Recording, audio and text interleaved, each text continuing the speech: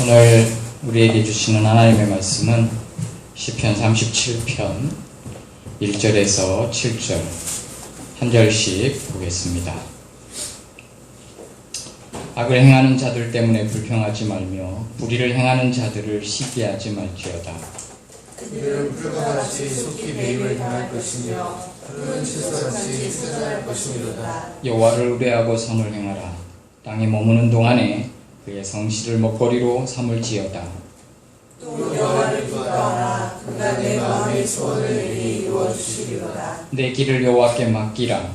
그를 의지하면 그가 이루시고 내 일을 빛같이 나타내시며 내 문을 정오에 빛같이 하시리로다. 여호와 앞에 잠잠하고 참아 기다리라. 자기 길이 형통하며 악한 꾀를 이루는 자 때문에 불평하지 말지어다. 아멘. 다윗이 쓴 시편은 구성이 거의 비슷합니다. 다윗과 관계된 이 시를 쓰게 된 원인, 악인이라든지 죄악이라든지 그 원인에 대한 이야기를 하고요. 그리고 자신이 어떻게 해야 되는지, 그리고 결말에 대해서 얘기를 하고 있습니다. 시편 37편도 악인에 대한 이야기를 하고 있고, 그리고 우리가 그 악인을 어떻게 대처하고 어떻게 살아야 되는지를 말하고 있고, 그리고 하나님이 주시는 결말에 대해서 얘기하며 마무리를 짓고 있습니다. 지난주와 마찬가지로 핵심은 고난입니다. 우리나라 속담에 젊어서 고생은 사서도 한다는 말이 있습니다. 그런데 우리나라 사람들은 자식들한테는 고생을 물려주려고 하지 않습니다. 남자 중심적인 사회이다 보니까 부모들은 아들에게 집을 물려줍니다. 왜냐하면 딸은 시집가면 끝이고 아들은 자기를 봉양할, 자기를 늙어 죽을 때까지 책임질 존재가 아들이라고 생각하기 때문에 그렇습니다. 그런데 시대가 바뀌었고 이런 말이 있습니다. 지금도 그런 말이 통하는지 모르겠습니다만, 아들을 낳으면 뭐 어떻게 되고, 그러나 딸을 낳으면 해외여행을 다닌답니다. 그게 꼭 맞는 말은 아닙니다. 아들이 정말 자기에게 책임자가 되고 봉양자가 될지, 딸이 자기의 봉양자가 될지 그건 모르는 일이에요. 그러나 사고는 바뀌어야 합니다. 그런데 아직까지도 우리나라 사람들 사고방식은 아들을 더 든든히 신뢰합니다. 자기가 그렇게 배웠고 그것이 몸에 배웠고 그걸 자기도 모르기 때문에 그래요. 딸들은 대충 키웁니다. 아들은 애지중지 키웁니다. 그래서 집을 물려주던 사고방식이 지금은 어떻게 바뀌었냐면, 정말 어떻게 해서라도 최소한의 부모의 역할은 아들에게 장가갈 때 전셋집이라도 마련해 줘야 된다는 것이 우리나라 사람들의 사고방식입니다. 시대는 바뀌었어요. 서양 사람들은 기업을 자기 자식에게 물려주지 않습니다. 얼마 전에 제가 잠깐 얘기한 것 같은데, 미국의 큰 항공사에서 최고의 오너가 된 사람이 누구냐면, 거기 엔지니어로 취직했던, 젊었을 때 비행기 고치는 사람으로 취직했다가 승진해서 최고의 경영자가 된 이야기가 나왔습니다. 우리나라에선 상상도 못할 일입니다. 꼭 시대적인 상황을 꼬집어서 얘기하는 건 아닙니다. 너도 나도 너무 지금 떠들고 있기 때문에 어떤 기업에 대해서 지금 두 아들이 싸우고 있는 것에 대한 것을 얘기하고 있습니다. 물론 전혀 남겨주지 말라는 얘기는 아니지만 자식에게 고난을 주려고 하지 않습니다. 누가 그 경영권을 이어가든지 밀려난 사람도 충분히 먹고 살 만한 건 아마 황제 이상의 삶을 살 겁니다. 그럼에도 불구하고 그 자리를 차지하려고 합니다. 본인의 욕심도 있지만 그만한 그릇이 된다면 저는 환영합니다. 뭐 그건 당연한 거고, 그 싸움에 대해서 사회가 이러쿵저러쿵 할 말할 필요는 없다고 생각하기도 합니다. 근데 내가 얘기하고자 하는 것은 고난에 대해서 너무 피하려고만 한다는 겁니다. 고난에 대해서 가장 많은 책들이 있고요. 왜 고난에 대해서 이야기가 끊임없이 나오는가? 저도 여러분과 함께 신앙생활하면서 고난에 대한 얘기를 참 많이 한 것 같아요. 요즘 어려워서 그런 부분도 있습니다만. 그러나 왜 그 얘기를 하느냐? 하나님은 사람을 훈련하실 때, 특별히 당신을 사랑하는 자기 자녀를 훈련하실 때 고난이라는 훈련 장소에다 넣으십니다. 그리고 대부분 젊었을 때 그 고난의 훈련을 받게 하세요. 요셉이 정말 혈기왕성한 때에 그렇게 됩니다. 아버지는 그 자식만큼은 일도 시키지 않았습니다. 얼마나 사랑했으면. 하긴 자기가 사랑하는 부인 4명 중에 가장 사랑하는 여인이 낳은 아들이니까. 그리고 그 어미는 둘째를 낳다가 죽었으니까 얼마나 그 자식이 애지중지하고 그 자식을 볼 때마다 그 어미가 생각이 났겠습니까? 그래서 다른 자식들하고 차별했고 빨간 자색 옷을 비단 옷을 입혔고 자기 무릎에서만 키웠어요. 그런데 하나님도 역시 그 요셉을 사랑하셨어요. 그러니까 야곱의 방법과 하나님의 방법이 달랐던 거예요. 그러니까 하나님이 그를 야곱의 무릎에서 빼앗으셔서 노예로 팔아버리셨습니다. 이런 말은 이상한 말이지만 다 그런 건 아니지만 어떤 면에서는 고난을 받는 것은 하나님의 큰 축복이고 큰 선물이고, 근데 이 얘기를 아무 의미 없이 던진다면 매를 맞아야 돼요. 고난이 뭐가 선물이고 고난이 뭐가 좋은 거예요? 아니에요. 그러나 나도 함께 고난을 겪어본 사람으로서 함께 나누고자 합니다.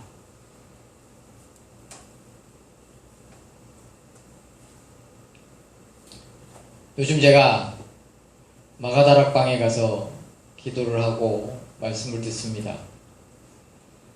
동떨어진 얘기입니다만 마가다락방에서 예배를 드리면서 제가 느낀 게 있습니다. 왜 메르스가 인천에 안 왔는지 알겠더라고요. 저렇게 순수한 목사님이 계신데 그 악한 병균이 올 수가 없다. 아니, 저렇게 순수하신 목사님이 여기서 기도하고 있는데 인천에 어떻게 병균이 발을 못 디디는 건 당연하다. 동떨어진 생각이었습니다만은 그분 얘기는 약간의 관심이 있는 분들은, 인천에서 신앙생활하고 계신 분들은 그분의 간증을 유튜브를 통해서 보신 분들이 많이 계십니다. 그분의 간증은 유명해요. 건달들하고 같이 생활하시고 가출 청소년들하고 데려다가 같이 생활을 했어요. 예배를 드리면 이 용문신한 사람들이 앉아가지고 빨리 끝냅시다 이러고, 그러면 일반인들이 왔다가 그 교회에 붙어 있을 수 있겠냐고요. 얘기를 들어보니 참 별일이 다 있더라고요. 참 고생하셨더라고요. 고생하셨더라고요. 근데 그분의 간증을 들어보면 자기 삶의 얘기가 많이 나와요. 그런데 요번 주에 제가 들은 것 중에 하나가 뭐가 있냐면, 하나님이 다시 하라고 하신다면 다 하겠는데 한 가지는 못 하겠대요. 그거는 영적인 싸움이었어요. 사람마다 다 다양합니다. 가난을 견딜 수 있는 사람, 가난을 못 견디겠는 사람, 병을 못 견디겠는 사람. 근데 이 목사님은 그 모든 건 다 다시 하라면 하겠는데 영적 싸움은 너무 지친다는 거예요.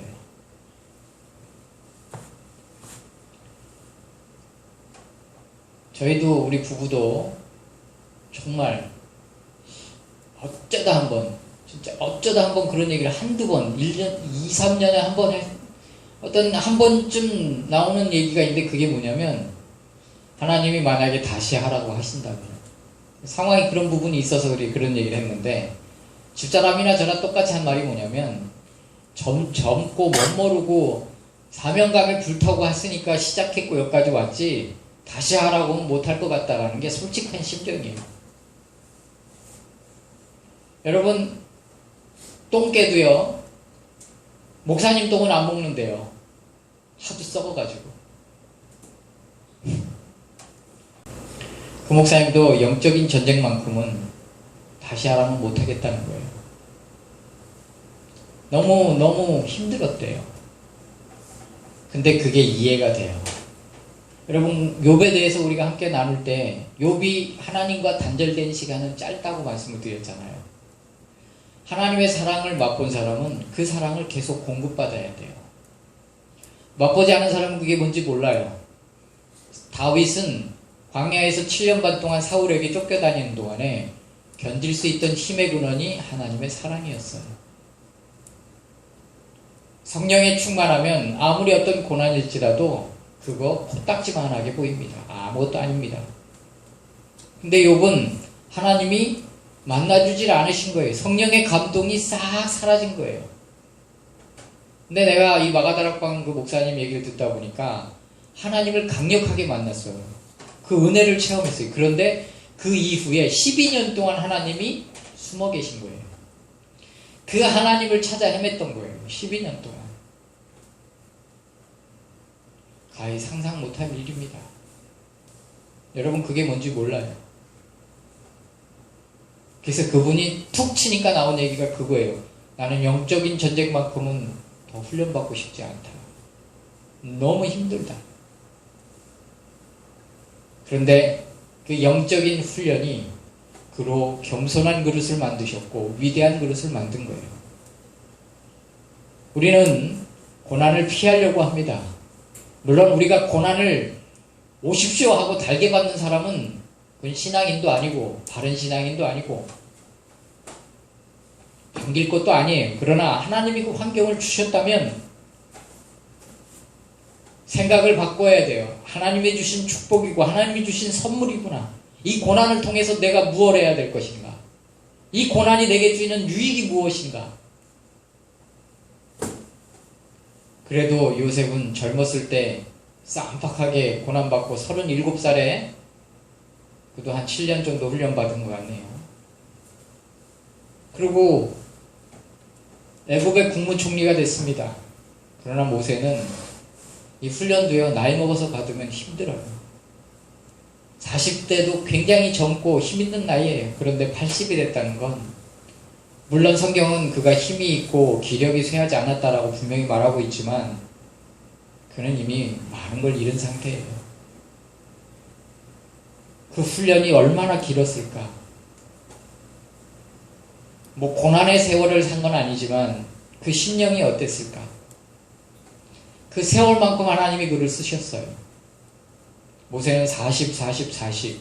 아브라함은 75, 25, 75. 75세의 부름을 받아서 25년 동안 훈련받고 100세의 아들을 낳고 그로부터 75년을 더 살다가 하나님의 부름을 받습니다. 모세는 40년 동안 왕궁에서 살고 40년 동안 광야에서 살고 아니죠. 40년 동안 왕궁에서 살고 40년 동안 미디안 광야에서 처가살이를 하고 나머지 40년 동안 하나님께 위대하게 쓰임받다가 120세의 부름을 받습니다. 우리는 우리에게 주어진 이 고난에 대해서 명확히 이해하고 있는 사람은 아무도 없습니다. 고난을 피하지 말란 말이 아닙니다. 피할 수 있으면 피하십시오. 그러나 피할 수 없는 고난이라면 오늘 함께 나누는 이 성경에 나오는 위대한 인물들이 결과가 어땠는지를 함께 보면서 이 고난이 내게 무슨 의미인지를 다시 한번 생각하고 겸허히 받아들이시기를 주님의 이름으로 축복합니다.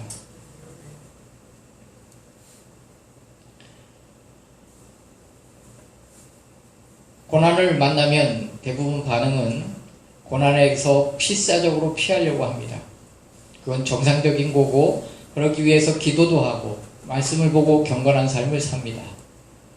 만약에 그 삶이 없다면 그 고난은 그에게 아무 의미가 없습니다. 고난이 왔는데도 자기의 삶을 무엇을 점검해야 될지 파악하지 못한다면 우리는 끓는 물에 들어가는 개구리와 똑같습니다. 개구리를 죽이는 법은 그냥 물에 넣고 천천히 끓이면 죽습니다. 나올 생각도 안 해요. 그러나 처음부터 팔팔 끓는 물에 넣으면 개구리가 들어가자마자 튀어나옵니다. 아 뜨거 하고. 그를 죽일 수 있는 방법은 천천히 끓이면 됩니다. 그러면 이 미련한 개구리가 아이고 따뜻하다 하면서 그대로 읽습니다. 근데 우리가 뜨거운 물에 들어갔는데도 그걸 모른다면 방법이 없는 거예요. 사탄은 고난이 왔을 때 우리는 개구리가 될 것인가, 뜨거운 물에 들어가는 개구리가 될 것인가, 미지근한 물에서부터 익어가는 개구리가 될 것인가, 자기 자신을 잘 점검하고 내가 지금 굉장히 뜨거운 상태가 됐는데도 파악을 못한다면 조만간 내가 익어 죽을 수도 있다는 것을 경각심을 갖고, 내가 지금 이 뜨거운 물에 있을 때 하나님이 원하시는 게 무엇인가 빨리 점검하고 주님이 원하는 방법으로 신앙생활 하시기를, 점검하시기를 주님의 이름으로 축복합니다. 여러분, 쉽게 돈 버는 법은 없습니다. 쉽게 버는 법은 절대 없습니다. 사람들이 근데 쉽게 벌려고 쉽게 버는 길을 찾아가요. 가보면 절대 쉬운 일은 없습니다. 그건 대부분 사기예요. 땀 흘려서 일하시고 왜 내게 이런 고난이 오는가 생각하지 말고 하나님께 매달리고 기도하는 저와 여러분이 되시기를 주님의 이름으로 축복합니다. 먼저 악인에 대해서 이야기를 하고 있습니다. 악인에 대해서 뭐라고 표현해놨냐면 채소와 같고 푸른 나무와 같고, 그들의 겉모습을 볼 땐 든든하지요. 그런데 시편 37편에서 얘기하고 있는 이 악인에 대해서는 뭐라고 표현하고 있냐면 사라진다라는 거예요. 무성한 나무와 같다라고 표현해놨어요.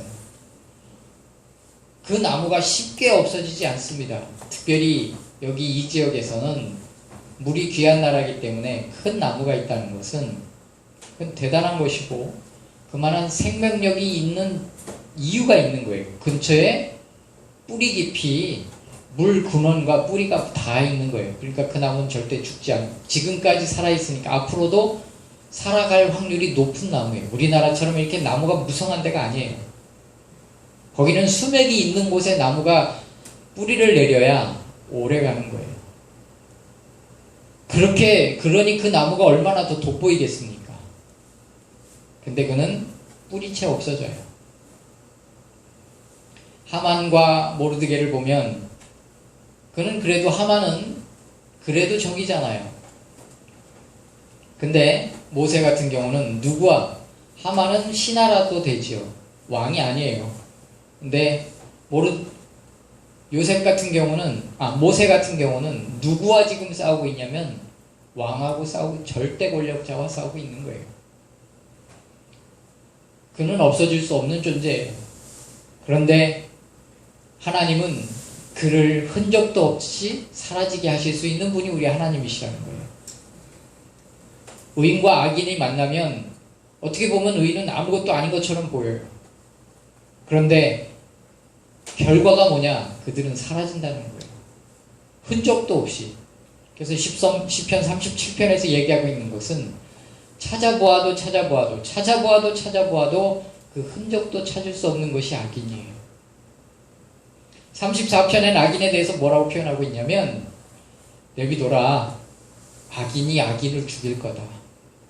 그냥 둬도 지들끼리 알아서 처리한다. 악인을 만날 때 각각 주어지는 미션이 다르리라고 봅니다. 어떤 사람은 사랑할 수 없는 사람을 사랑하기를 원하시고, 어떤 사람은 용서할 수 없는 사람을 용서하기를 원하시고, 그런 적극적인 마음을 갖기를 원하시는 사람도 있고, 또 다윗과 같이 하나님의 때를 기다리면서 하나님이 처리하실 때까지 기다려야 되는 경우도 있습니다. 여러분, 하나님과 사탄은 대적관계예요. 반드시 누군가는 이겨야 되고 누군가는 져야 되는 싸움이에요. 그래서 우리가 사람과 원수와 만날 때 그는 반드시 하나님의 대적이기 때문에 끝장나야 될 사람도 있고요. 또 어떤 면에서는 그는 품어야 될 사람일 수도 있어요. 그래서 각각의 미션이 다를 수 있다고 봅니다. 얘기하고자 하는 것은 그 훈련을, 그 악인을 만났을 때 무엇을 취할 것인가? 더욱더 담대한 사람이 될 것인가? 그를 더욱더 사랑하는 사랑의 사람이 될 것인가? 그거는 환경과 여건에 따라서 달라질 겁니다. 중요한 건 주님이 주신 그 환경 가운데서 하나님의 방법이 무엇인지 찾아보고 그 방법을 승리로 이끌어갈 수 있느냐 이 문제예요. 그래서 악인을 만날 때 각각 주어진 그 미션이 있어요. 그 미션이 그를 훈련하는 시간이에요. 회피하거나 도망가면, 다른 데 가면 그거보다 더 센 사람이 기다리고 있어요. 우리가 할 일은 그런 사람을 만났을 때, 그런 악인을 만났을 때 사랑해야 될 사람이라면 사랑하고 용서해야 될 사람이라면 용서하고 우리의 마음이 병들지 말아야 해요. 시편 37편은 그 얘기예요. 시기하지 말고 불평하지 말고 그냥 참아 기다려라. 행하게 치우칠 뿐이다. 악인의 결말은 흔적도 없이 사라진다. 네가 그로 인해서 마음 상하고 그로 인해서 분노하고 그로 인해서 그를 미워하면 네가 다친다 이거예요. 하나님 우리에게 주신 게 무엇인가? 아무리 악인이 옆에서 뭐라고 해도 그를 사랑해야 될 사람이라면 사랑하고 높에서 간섭하지 않고 하나님께 기도해야 될 대상이라면 참아 기다리면서 하나님께 맡기고 기다림이 필요합니다. 할렐루야. 악인은 결국 그렇게 됩니다. 무성한 나무와 같을지라도 없어집니다. 첫 번째, 우리가 어떻게 해야 될 것인가? 악인과의 관계를 말하고 계시지 않습니다. 하나님과의 관계를 먼저 말씀하고 계십니다. 첫 번째 뭐냐면 하나님을 의뢰하라라고 시작하십니다.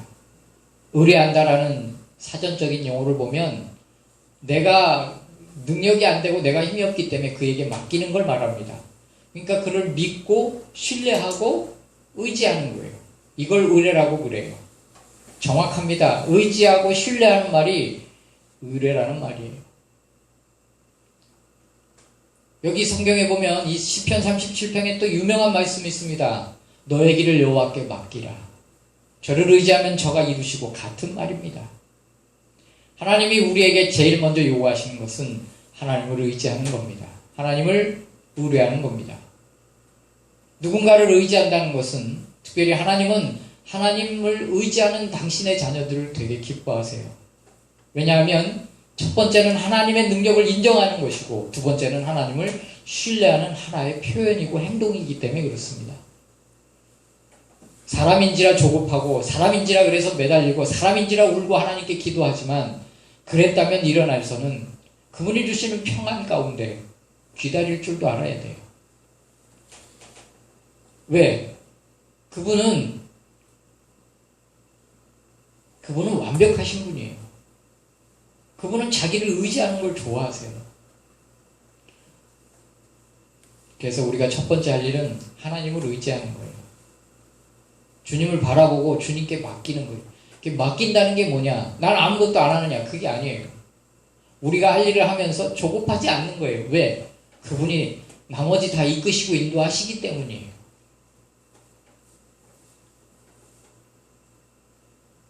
집사람이 요즘 조급합니다. 처음 해보는 것이고 여러 가지로. 그런데 집사람은 내게 용기를 주고 나는 집사람에게 용기를 줘요. 내 문제는 집사람이 내게 용기를 주고 집사람 문제는 내가 집사람에게 용기를 줘요. 근데 신기하게도 내가 말한 대로 돼요. 걱정하지 마라. 하나님 다 예비하셨다. 아니나 다를까. 다 준비되어 있는 거. 이게 답답하면 이 문제를 내가 격려해주면 그 문제가 바로 되고 이게 답답하면 이 문제 때문에 걱정하면 이 문제에 대해서 내가 얘기해주면 바로 또 하나님 그 문제를 해결해 주시고 이게 뭐냐? 하나님을 의지하고 하나님께 맡기고 하나님을 바라보는 거예요. 우리 집사람한테 한 얘기가 그거예요. 뭔 일을 하기 전에 물론 꼭 그런 게 옳은 건 아닙니다만은 뭔 일을 하기 전에 불안해하기 전에 뭔 일을 시작하기 전에 하나님께 기도부터 하자. 우리가 교회에서 기도하는 것도 좋지만 우리가 마가다락방에 가는 이유가 있어요. 뭐 뜨거운 기도하는 것도 아니에요. 그런데 거기 가서 찬양하고 기도하고 조금 떨어져서 서로 울며 기도하고 하나님 바라보고 의지할 때 내려오면서 모든 문제가 해결이 돼요. 하나님을 의지한다는 것, 하나님께 기도하는 것, 하나님께 매달리는 것, 그것이 우리가 해야 될 첫 번째 문제예요. 악인을 만나면 해야 될 일이 무엇인가? 대처해야죠. 근데 대처가 더 성급하다면 대처부터 해야죠. 그러나 우리 중심은 무엇이 가장 우선이고 중심이어야 되느냐?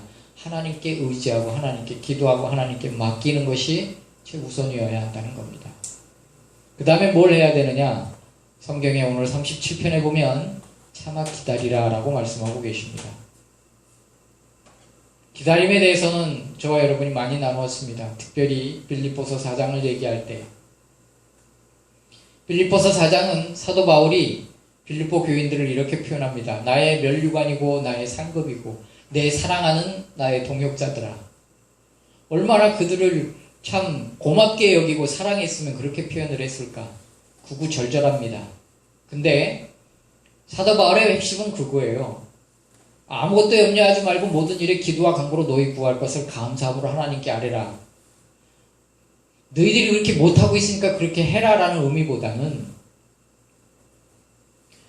이미 문제는 다 해결이 됩니다. 기도를 하든 하지 않든 시간이 딱 거기 도착하면 그 시간이 딱 되면 어찌됐든지 문제는 해결이 돼요. 그런데 사도 바울의 갈망은 뭐냐면 그들이 어쨌든 문제를 해결이 될 것이고 그들이 기다릴 건데 그 기다리는 동안에 평안히 기다릴 것인가 아니면 불안하며 기다릴 것인가 염려하며 기다릴 것인가. 사도 바울이 아무것도 염려하지 말고 너희 모든 일에 기도와 간구 너희 것을 감사함으로 아뢰라라는 말이 그걸로 끝나는 게 아니고 그 다음이 더 중요한 말이에요. 뭐예요? 이어서 나오는 말씀이 그리하면 평강의 하나님이 너희 마음과 생각을 지키시리라. 사도 바울의 핵심은 그들이 평강한 생각 가운데 있기를 바랬던 거예요. 사도 바울이 변명 안 해도 돼요. 그는 이미 그 빌립보 교인들을 위해서 기도하면서 자기 스스로 확신을 가졌어요.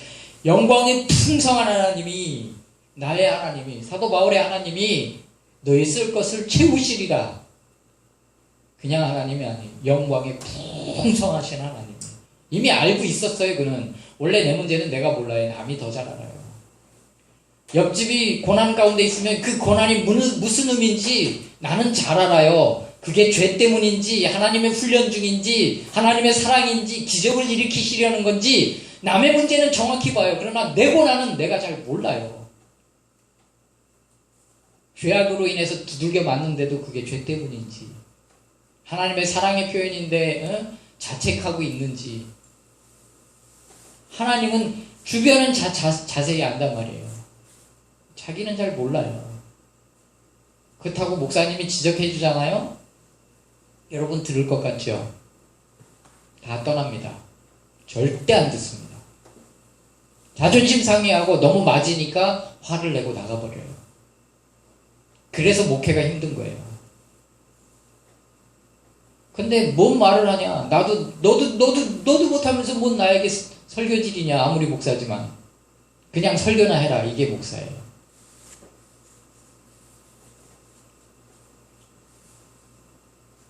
사람들이 예전에는요, 목사님이 얘기하면 귀담아 들었습니다. 지금은 얘기하면요, 귀를 쳐막습니다. 안 들어요. 비단 작은 교회뿐만이 아니고 목사가 박사 할아버지라도 안 듣습니다. 목사가 성인 군자 할아버지라도 안 듣습니다. 목사의 문제만, 비단 목사의 문제만은 아니에요. 받아들일 자세가 안 돼 있는 성도들도 문제예요. 이렇게 얘기하니까 여러분은 다 들을 것 같죠? 여기 한 사람 한 사람 다 마찬가지예요. 사실은 하나님이 말해라 하고 말해야 말하는 거지만 말해라 하고도 부담스러울 때가 많아요. 주님, 이거 정말 말해요?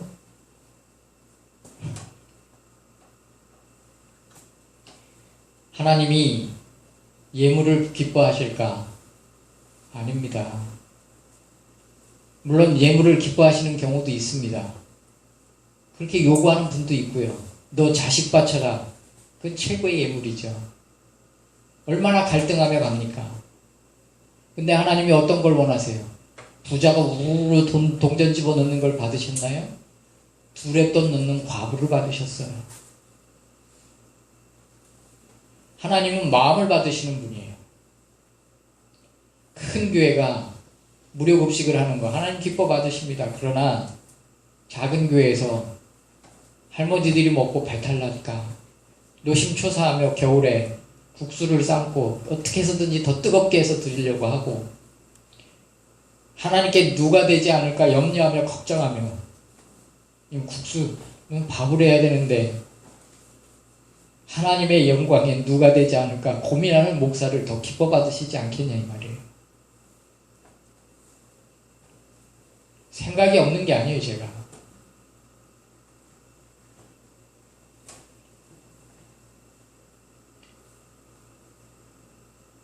우리 아들은 일찍 나와서 저거 다 합니다. 아들이니까 그렇겠죠. 그러나 어떤 친구는 국수 나눠줄 때 와서 국수 나눠줍니다. 그 사람들이 고맙다는 거 칭찬만 받습니다.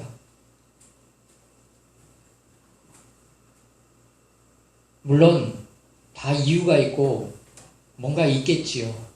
하나님이 어느 걸 더 기뻐하실 것 같으세요? 하나님은 마음을 받으시는 분이에요. 그분이 돈이 부족합니까? 온 우주 만물이 다 하나님 건데 뭘 드리려고 그러세요? 성경에 뭐라고 되어 있습니까? 내가 번제로 내 자식을 잡아서 바칠까? 아니에요. 하나님은 나를 원하세요. 내 마음을 원하세요. 하나님은 만물이 여기짐을 받지 않는, 하나님은 조종 속인다고 속여지는 분이 아니세요. 그런 척 한다고 그게 그런 거 아니라는 거 아시는 분이세요. 중심을 보시는 분이세요.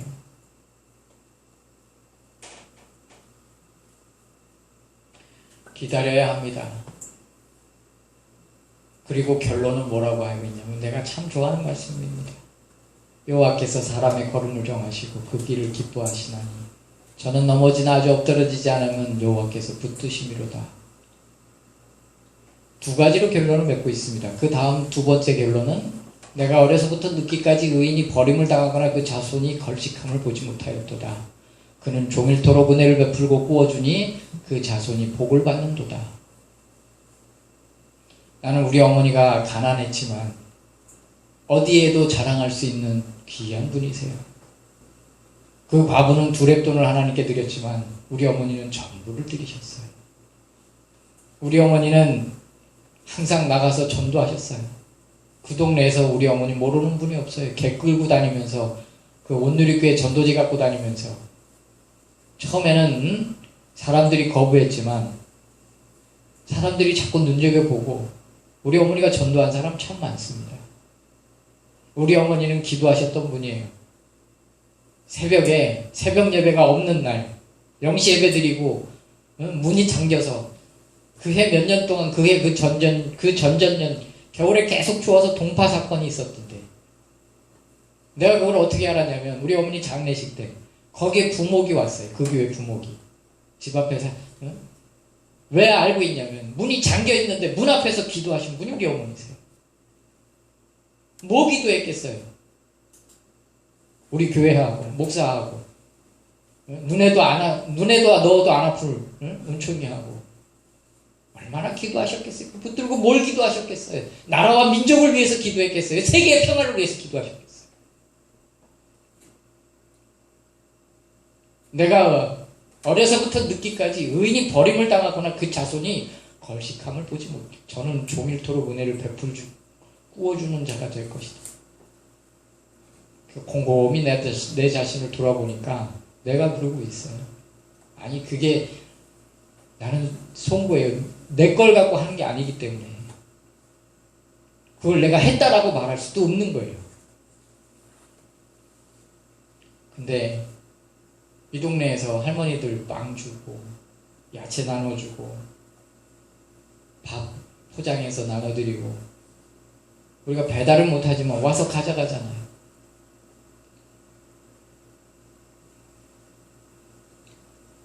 여러분, 고난을 피하려고 하지 마십시오. 그 고난이 우리를 넘어뜨릴 수는 있어요. 그러나 엎드려지게는 못해요. 고난에 대해서 그래도 정리를 잘한 책이 대표적으로 2권 정도가 있습니다. 돌아가신 존경하는 오카노 목사님이 쓰신 고통에는 뜻이 있다라는 책과 필립 얌시가 쓴 하나님 당신께 실망했습니다라는 책입니다. 이 2권은 고난에 대한 의미를 정확히 잘 파악하고 있습니다. 한 분은 굉장히 학술적으로 잘 풀으셨고, 복하는 목사님은 일상생활을 통해서 고난이 정말 얼마나 큰 축복인지를 잘 다루고 계십니다. 근데 그 책을 읽을 때 고난을 이해하지만 막상 우리가 그 고난을 겪으면 그 결론과 그 내용과 나는 같다라고 생각하지 못하는 경우가 많습니다. 고난을 겪는 중엔 그 의미를 몰라요. 그러나 그 고난이 끝나는 날은 분명히 옵니다. 그리고 그 고난이 잊혀지고 아무것도 아닌 것처럼 그냥 그럴 날이 분명히 옵니다. 근데 그 고난이 끝나야 그 고난의 의미를 알아요. 그 훈련을 끝나야 그 의미를 알아요. 그래서 어떤 사람은 고난이 있을 때 더욱더 하나님께 다가오고, 더욱더 하나님을 섬기고, 더욱더 하나님을 의지하고, 더욱더 하나님께 기도하고, 부족한 목사님을 잘 섬기고, 부족한 교회를 잘 섬겨요. 그러나 어떤 사람은 고난이 오면 뭔가 이게 뭐 때문일까 생각하고 자기의 원인을 찾지 않고 환경의 원인을 찾습니다. 그리고 고난을 회피해버려요. 누가 하나님이 축복하실 것 같습니까? 물론 그도 축복을 안 한다는 말씀은 아니에요. 고난의 의미가 뭡니까? 여러분 스스로 지금 뭔가 하기 때문에 고난이 자꾸 다가옵니까? 두려워하지 마십시오. 환경과 여건을 이끄신 분이 하나님이십니다. 그 의미를 지금 우리는 파악을 못해요. 남의 집, 옆집 거를 항상 잘 파악한다니까요. 그러나 내 문제는 내가 몰라요.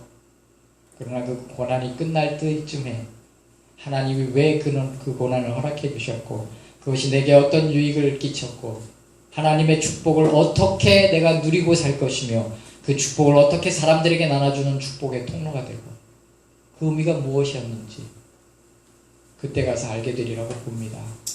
결론을 맺습니다. 여러분, 고난을 방기란 얘기는 못하겠어요.